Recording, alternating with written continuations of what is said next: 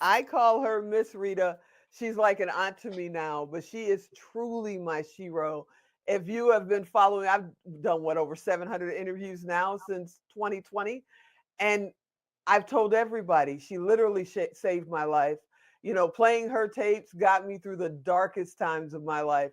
And being able to honor her a couple of years ago, I had the great privilege to honor her as the Woman of the Year for the Now Honors in 2023. And she's another person that, if she can fit it in her schedule, because this woman is not slowing down.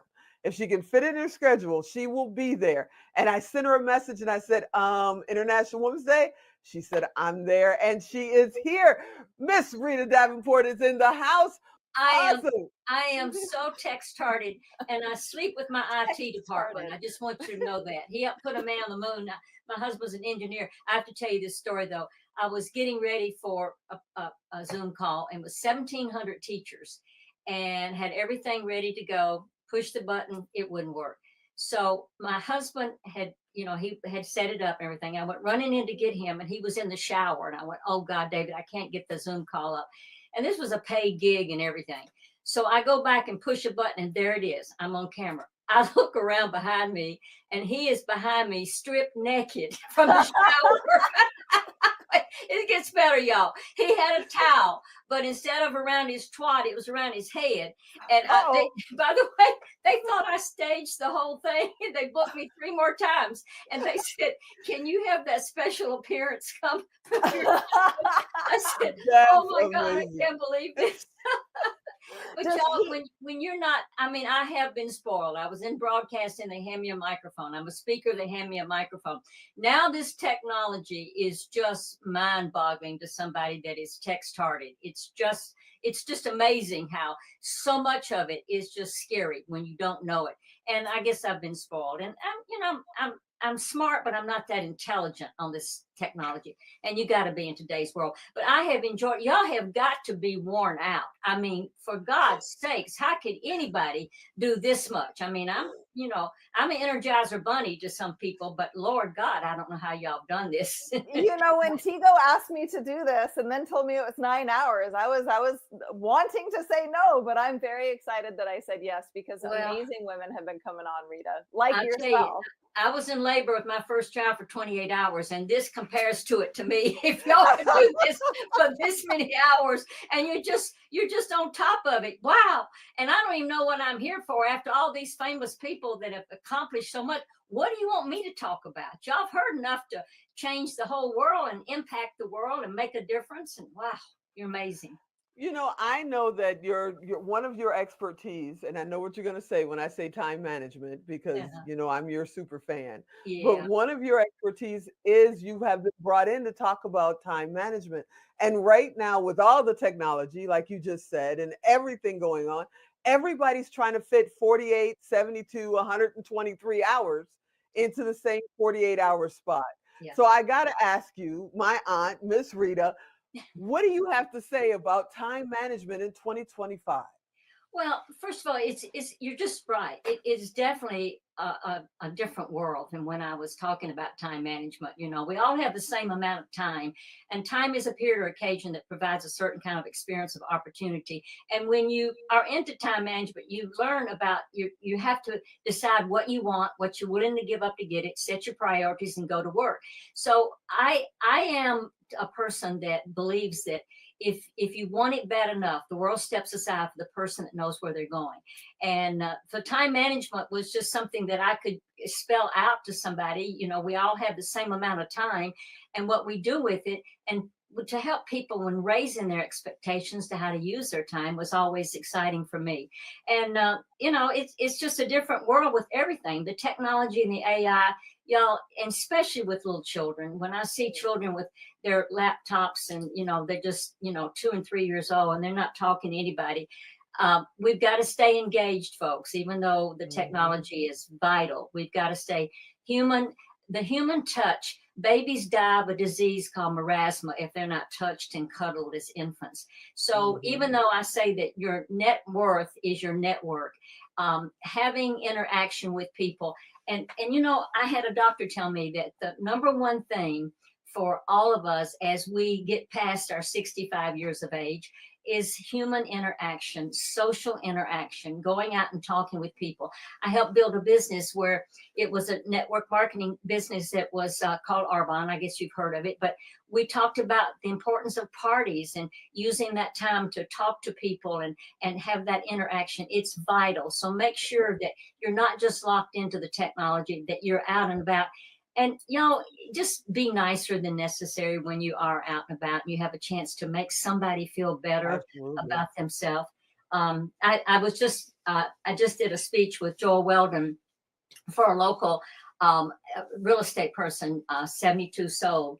And it was amazing when one of the quotes that they used for this article is to be nicer than necessary. And you never regret, and being nice to people that hadn't been nice to you, that can be a real test for you too, but it kind of messes with them more, I think, in anything you could do negative. But when Greg Haig, who's an amazing person with helping so many people and charities and things, but he asked me to speak to his company, and this is what came out in the newspaper: be nicer than necessary. And that can be a good way to live your life. Just make a difference, not just make a living.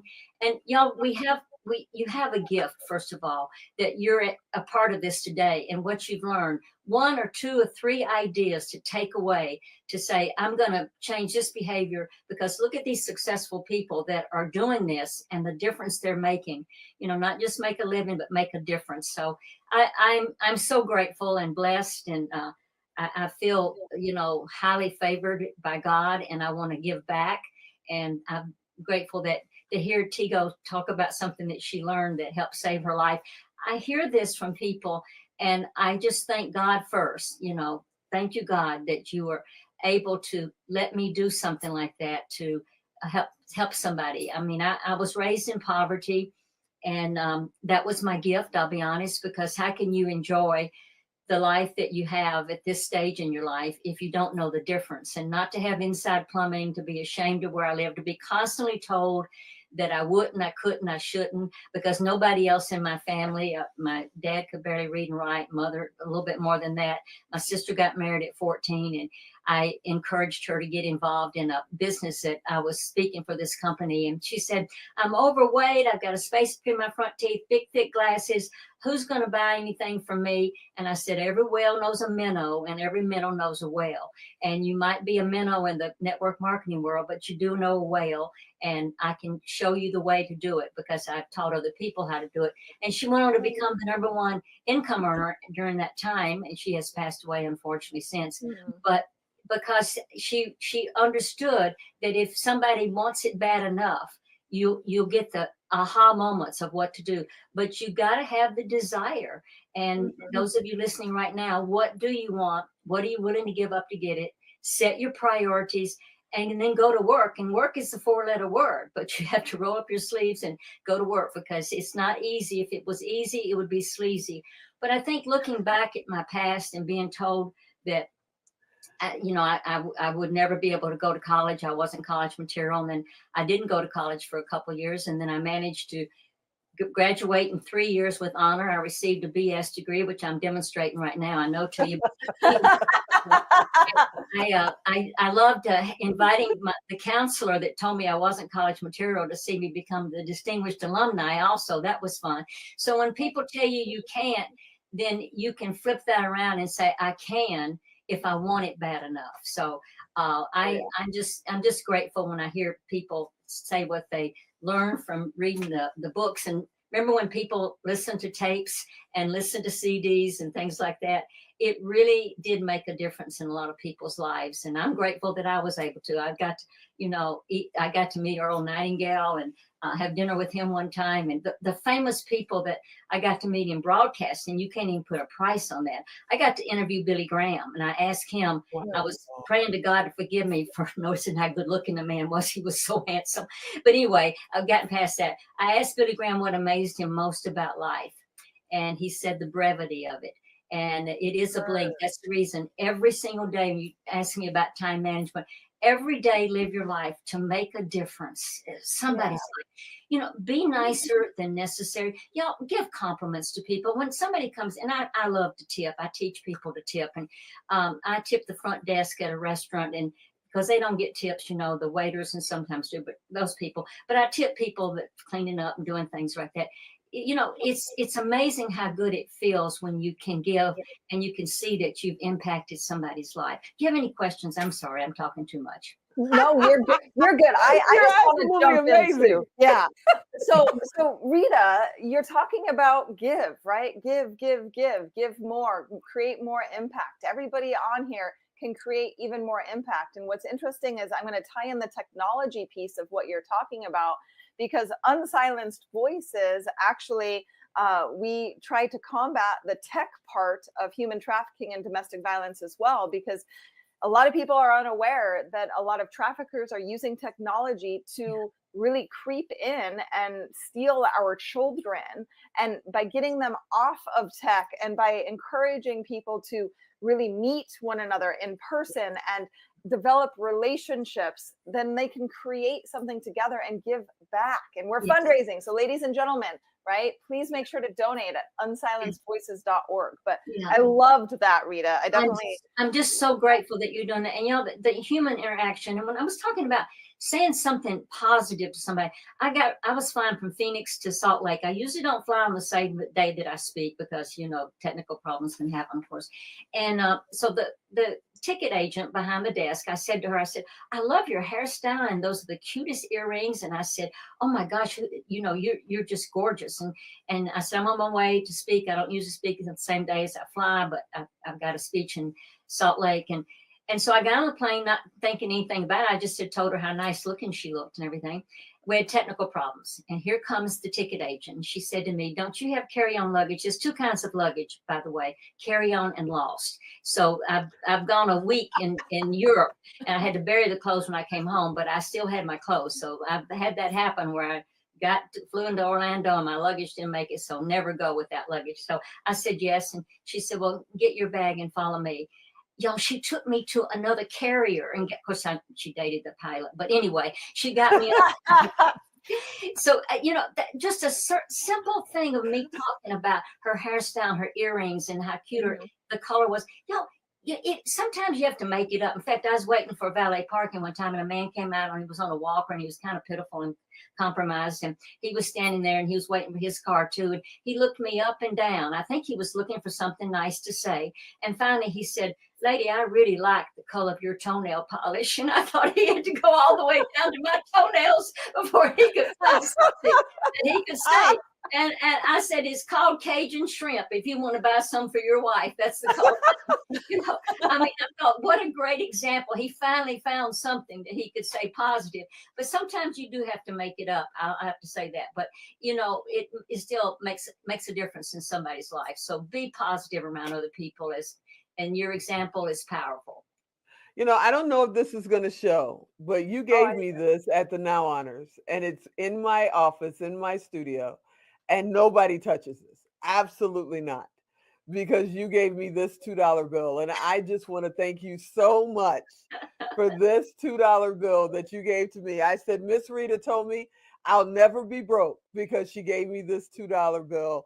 And I want to thank you so much for that. Unfortunately, we're running out of time, but I do want to ask you something. Yes. My business partner, she's been my business partner since the 90s. She recently retired from her day job and she started to get into network marketing. I know that you still hold records. I'm sure you do. You know, still hold records. What advice do you give someone who's just getting started in network marketing?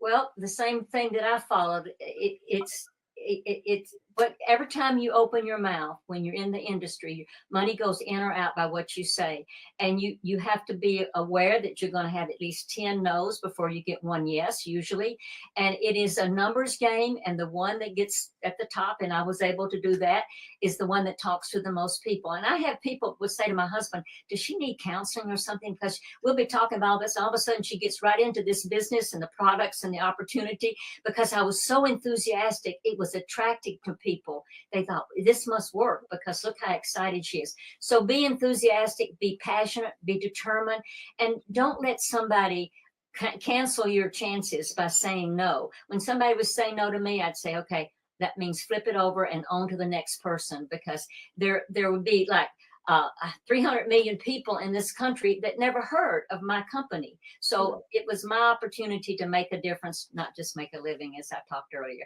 I love the industry because for a $50 investment is what at that time that I was able to start. I was able to become very successful. And it, that goes back to the times that I was poor, and I could understand that if somebody didn't have the money to start a business and build a building and all that stuff, but you could network with people, it makes a difference. So I hope that helps. Before we let you get out of here, I want to know, did you see Beyonce at that football game do Jolene? Yes, I did. See that? Yeah, I saw that and I said, Miss Rita, I hope you're watching. The Jolene story is only Dolly would say in front of several thousand people that I was the real Jolene. And I had dated her husband in high school. His daddy was my Sunday school teacher. I'd known him since I was in the 4th grade. He was a great guy. Unfortunately, just lost him. But he was where I got the $2 idea. He gave a $2 bill to my mother, and he said, don't you ever spend this. And because of me, and his name was Carl Dean, you'll never be broke. And when my mother passed away, I found the $2 bill in her Bible, and I put it in her casket, so she'll never be broke. She's in heaven with that $2 bill right now. So if you got a $2 bill, give it to somebody and make a difference. Miss Rita, I love you. You know that. Oh, thank you. I love you. I think you absolutely fantastic.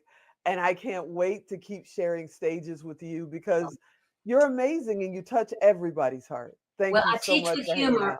I found out the more you make people laugh, the more they pay you. People ask me what I do now for a living. I say I'm a stripper for blind people, and I charge for Braille. So if y'all have any gigs out there, let me know. Okay.